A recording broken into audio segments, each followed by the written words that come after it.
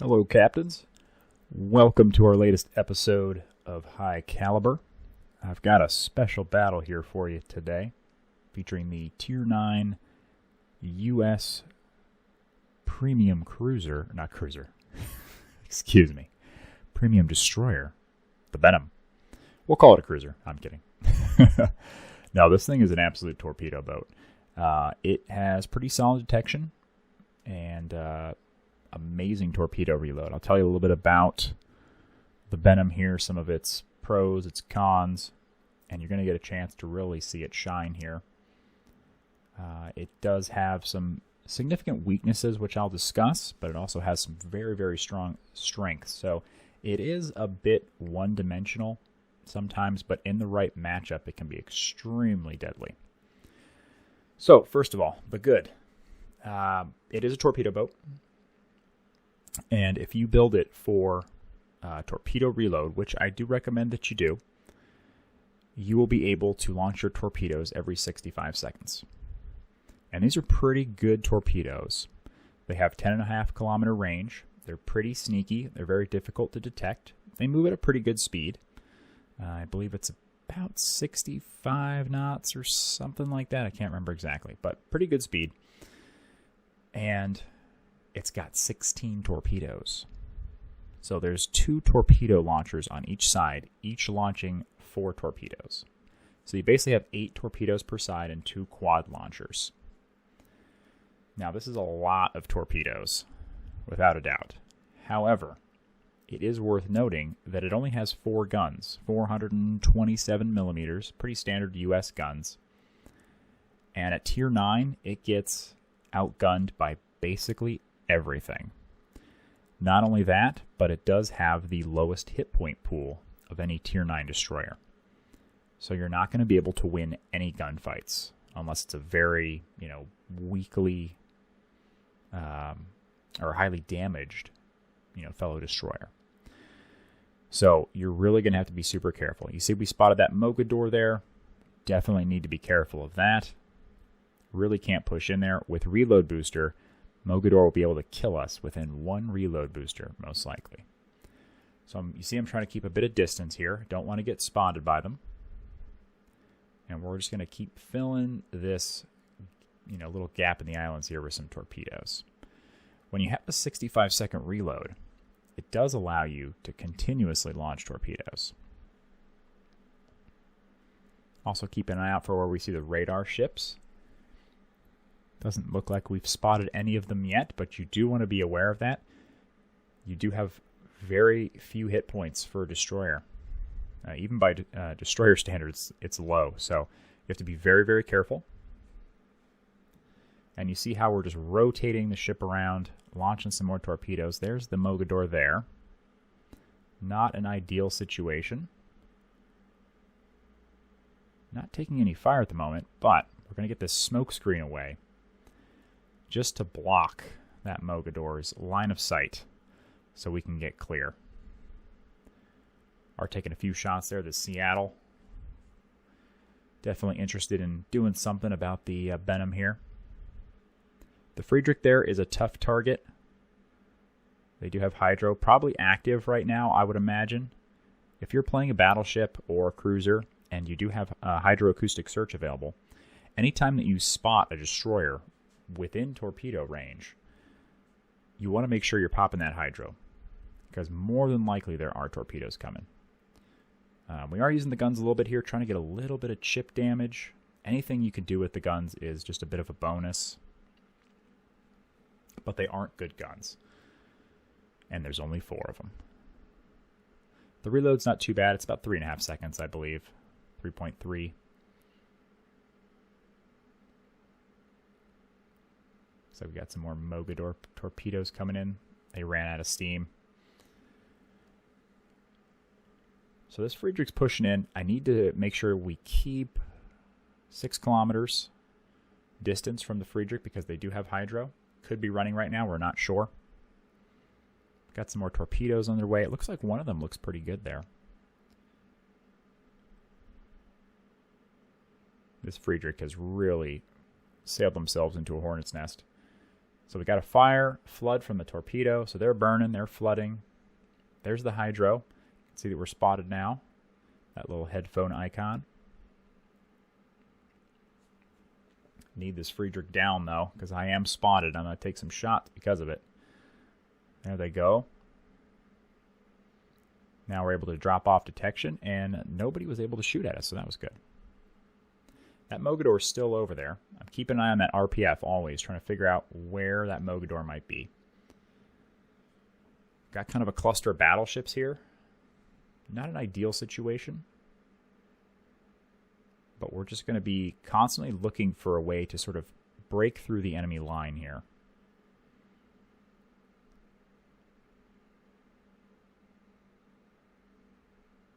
Going to launch some more torpedoes at that gap there. And again, you want to try and use your torpedoes as often as you can. Just put them in areas where you think ships might be. Especially in these little gaps with islands and such. But we're kind of locked in this little group of battleships here, so you don't want to be torpedoing in this area right now, because there are no friendly torpedoes. Once you launch them, enemy torpedoes and friendly torpedoes alike will do damage to everything they hit. So this Ambar is bow tanking right now on that corner of that island. Can't really get some torpedoes on them. There is that little island grouping, that little cluster of rocks there protecting them at the moment. If we can get around that, might be able to get some torpedoes away. There's also that Donskoy there. So anytime you're playing a destroyer, torpedo boat, gunboat, doesn't matter. You want to know where those radar ships are, and you need to know how far the range on their radar is. So I see the Donskoy there. I know that that's 12-kilometer radar, so we're safe from here. And here's the Mogador. So I go widespread here. The goal being, I'm just hoping to kind of get lucky. As a DD, they're moving super fast. They could really be anywhere in that gap. So I'm just kind of taking sort of a shotgun spread chance at them. Kitakaze's got him spotted, though. So we're going to try and contribute a little bit here.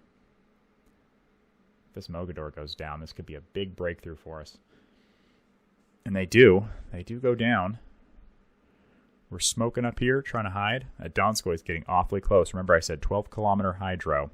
Or, excuse me, surveillance radar. So we got to be super careful here. One of those torpedoes might be all right. Maybe two on the Ambar if they don't run out. Did get the one with a flood. We're going to get that second one. We do get the second one. Excellent. So we now are in radar range, though. So a little worrisome here. I am trying to finish this cap before we get radared. But you got to assume that it's coming soon. And it looks like this Donskoy is going to start broadsiding through this gap here, potentially. So we'll launch some torpedoes out there. A lot of good targets for us. This is shaping up to be a really good situation for the Benham right now. There is the radar ship. That is definitely a problem. But there are a lot of battleships. And this thing is just murder on battleships. Oh, those torpedoes actually look pretty good. We do lose sight of the Donskoy, though. But they looked good. They've disappeared now. We're going to move over to B here, see if we can do something about this Iowa. Come on, torpedoes, get that Donskoy. Ooh, checking them here. Come on. Oh, there he is. We got him. So that is one big problem solved. So now the Mogador is dead and the radar cruiser is dead. You see on the enemy team there? There are 7 battleships remaining, and the Benham is over at D. So there is an enemy Benham. Everything else is a battleship. So this is probably one of the best situations you could find yourself in as a Benham. And I'm thinking here, with this Iowa stuck in behind this island, this could be a very good torpedo rush opportunity. They're kind of alone right now. Notice we are ahead on caps, but we're down on points because we've lost a lot more battleships than they have. We've lost 4 battleships. They've only lost 1. So that's a lot of points. There's also a lot of battleships at A. There's 5 battleships down there. So here we go. We're going to go for this torpedo rush. I don't know if this is a good idea or not, but the Benham is a really good torpedo rusher. There we go. So this is a good example of how to torpedo rush. We're going to wait until we get a little bit more side. I'm going to go widespread. Part of the reason that you do this is what you want to do is have as many torpedoes hit different areas of the ship. And we got a bit unlucky there. We should have led that widespread one a little bit more. And we missed him with that one torpedo that would have finished him off. But we got the torpedoes on the other side. That way we can take care of the Iowa. So a slight miss-aim there on the torpedoes, but we were able to finish them off, and we were able to actually use our speed to prevent them from getting those guns on target. So we didn't actually really take any fire there at all. Kitakaze takes care of the Benham, another huge breakthrough, but look at this now. There are just 2 destroyers left, me and the Kitakaze, and a lot of battleships left. So this Kitakaze, along with myself, is in a really good spot here. We are in a really good spot. Proper English and all. But right now, this Friedrich is totally stuck. They have to stay bow into the Kitakaze, in which case they're broadside to my torpedoes, or they have to turn towards me, in which case they're broadside to Kitakaze torpedoes. So we're going to land 2 right there. That gets us the Confederate. Got a double flood. This other set of torpedoes looks pretty good too. Those look very good. I think at the very least that far left one should get them. The Ambar is now pushing into A, so we are going to have to defend these caps. These battleships are going to try and push the caps. Looks like we've got them there. Yep. Poor Friedrich. They really didn't have any choice. There's not a lot you can do there, especially if your hydro's not up. If you're pinched between 2 destroyers, you're in big trouble. So now I'm going to try and defend B, slow him down as much as possible. And if I can reset A, that would also be nice. But got to be careful. The Ambar has reload booster. And if these battleships are smart, they're already loading HE. There are only destroyers left in the game. And anytime you're playing a battleship or a cruiser, and there's only DDs left, load up that HE. That's what's going to get you the most damage against lightly armored targets. So we didn't get the reset in time, sadly. Kitakaze is going to go cap D. So that'll be very helpful. This looks pretty good here.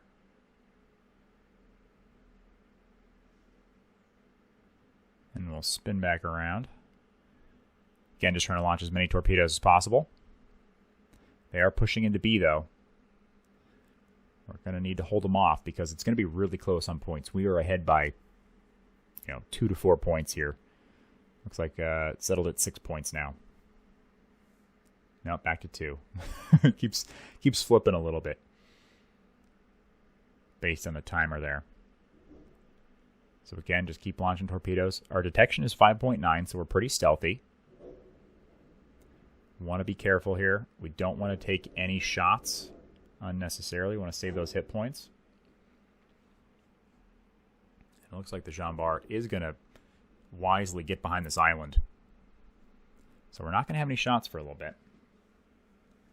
And this is really critical decision making, or decision time right now. So we either have to kind of push toward the Ambar and try and ambush them around this corner, or we need to fall back. But we do need this cap. If we start losing this cap, we're in big trouble. In fact, we're now down on points. Interesting. So we're down on points now because they are in B, and they're stopping our point progress. So we do need B cap, and we need to probably kill something here. Kitakaze is grabbing D, so this will flip the score for us a little bit. So I've decided that I don't really want to YOLO rush the Ambar. Also have to be worried about battleships coming from the south here, potentially. There's the Friedrich. Still got a little bit of breathing room from them.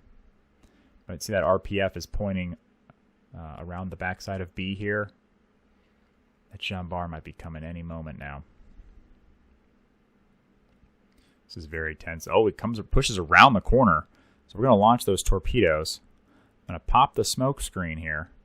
Block line of sight. They hit us pretty hard there. We're going to repair that engine damage as well as the torpedoes. And now they are spotted because their smoke firing penalty is very high. And we didn't fire our guns, so we are still undetected. So we're going to launch another set of torpedoes back at them. They're pretty much stuck there. We should be able to land at least one more torpedo there. And we're going to try and stay clear of the Friedrich.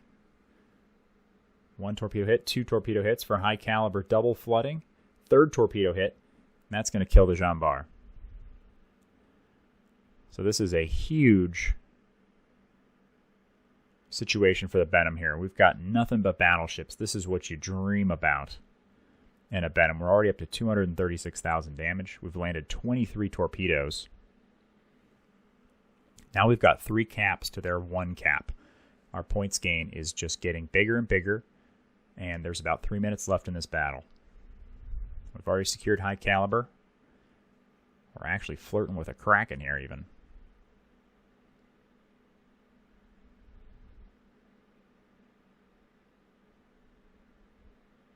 So we're going to try and keep spreading out these torpedoes. We're just going to spread the love. That's what torpedoes are. Torpedoes are love. I'm curious. I don't know where the Izumo and the Iowa ended up. Haven't spotted them for quite a while. 2.5 minutes left. We should be in pretty good shape here. Last thing we want to do is we just don't want to get spotted. We're going to try and keep the torpedo pressure up on the Friedrich, and we don't want to get spotted. We don't want anybody to die. That's the plan. The Kitakaze torps look good. Lands 1, 2, I think. We're going to miss ours, unfortunately. So we got a nice 180-ish point lead here. Things are looking pretty good. We got 2 minutes left now. We're just going to keep wiggling back and forth. Oh, there's the Iowa.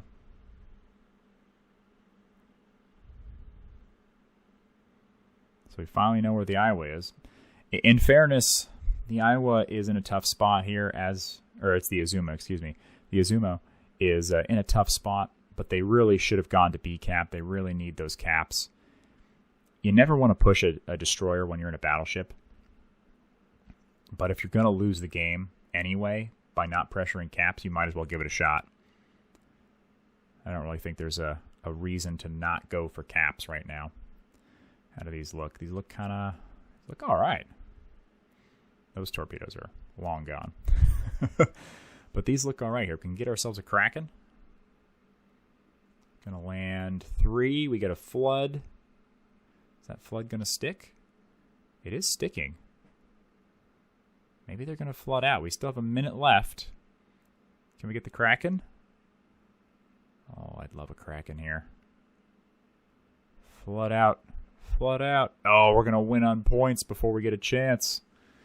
What a disappointment to not get the Kraken, but heck of a battle here. Overall, just really strong team performance. Great job by the Kitakaze there as well.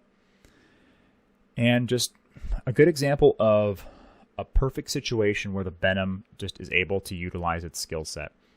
We had to be very careful early on because of that Mogador, because of the Donskoy with the radar.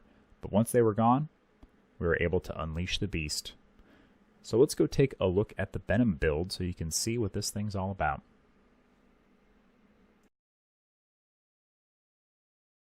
So please keep in mind with the build here for the Benham that it isn't entirely complete. You see I only have a 16-point captain.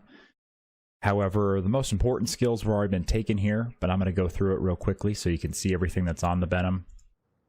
First, we'll start with the modules. Here in the 6th slot, you're going to take Torpedo Tube Modification 3. This is going to reduce your torpedo reload time. Obviously, the Benham is all about the torpedoes, so that's going to maximize its effectiveness there. Concealment, of course, is pretty much standard for any kind of torpedo boat. I've elected to take steering gears here, in part because what you do in the Benham is you have torpedo tubes on both sides here, like we've mentioned before. So you want to be rotating left and right as often as possible to launch torpedoes from both sides. So steering gears, I think, is the most helpful thing there. Also use aiming system mod 1 here. This helps your torpedo traverse speed and improves the accuracy of your main guns. You're not going to be using your main guns a whole lot, but they will be more accurate when you do.